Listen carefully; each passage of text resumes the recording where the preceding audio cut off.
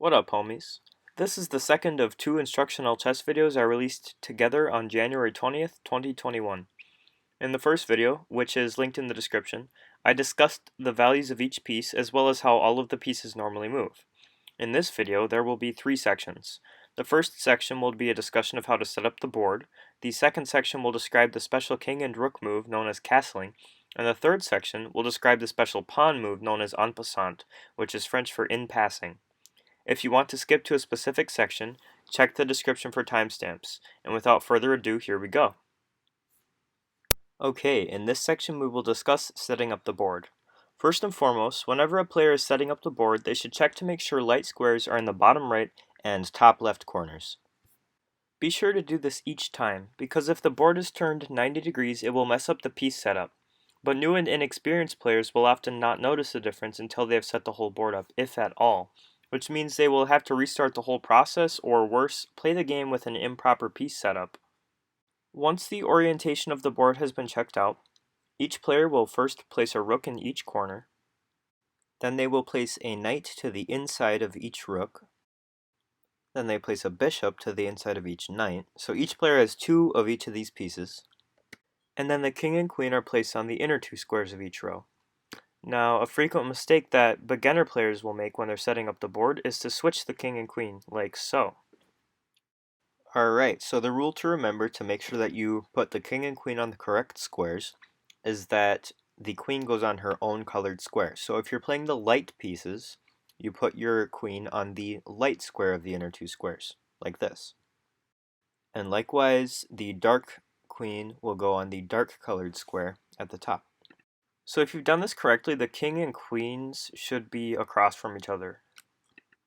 And then from here, setup's really easy. All you have to do is place a row of pawns in front of the back row. So you should have two rows of pieces when you're done, per player, of course.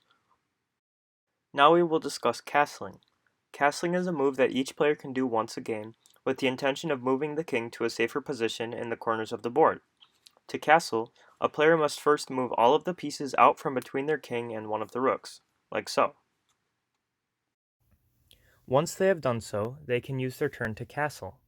When a player castles, they move their king 2 spaces towards the rook, and then they move the rook to the opposite side of the king, like this. Okay?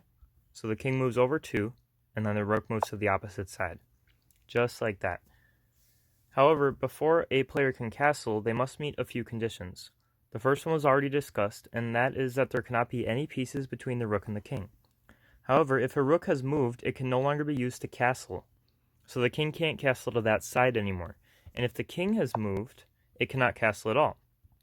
Also, the king cannot castle to get out of check, if it puts him in check, or if it moves him through check. For those who do not know, check is when an enemy piece is attacking the king.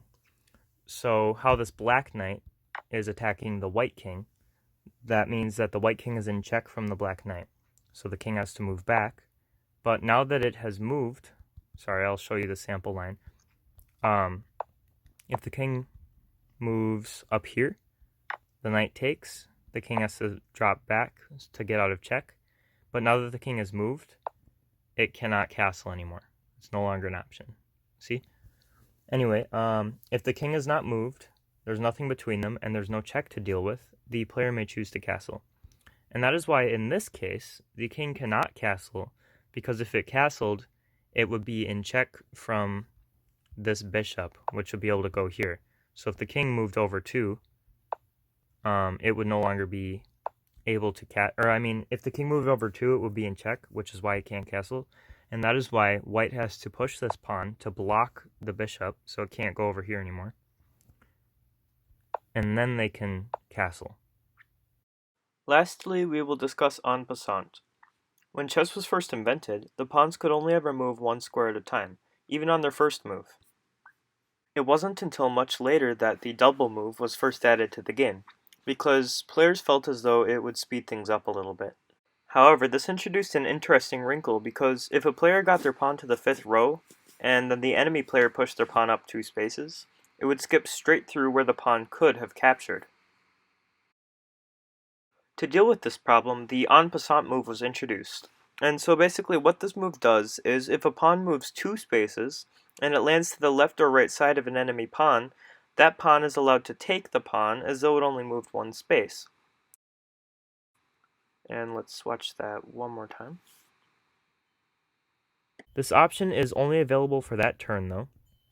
So if the player decides to do something else, like move a different pawn, then on following turns, they can never take that pawn. It's never an option after that. So they only have one move to use en passant. Okay everyone, thank you for watching. If you want to review any sections of this video, please check the description for timestamps, and a link to part 1 is also available in the description. Be sure to leave a comment telling me if you still have any questions about this topic, and if not, let me know what you would like to learn next. Be sure to also check out my other videos so that I feel validated. Thank you for watching.